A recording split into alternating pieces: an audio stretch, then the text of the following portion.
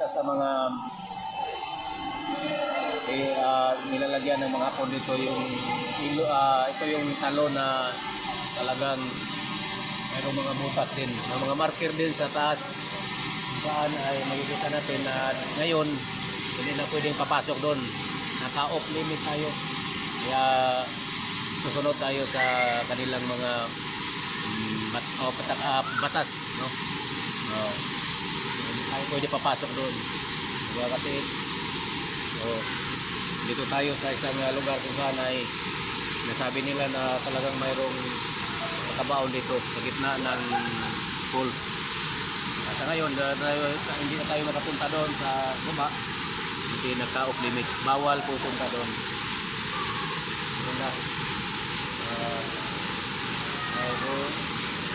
Mga marker din sa gilid.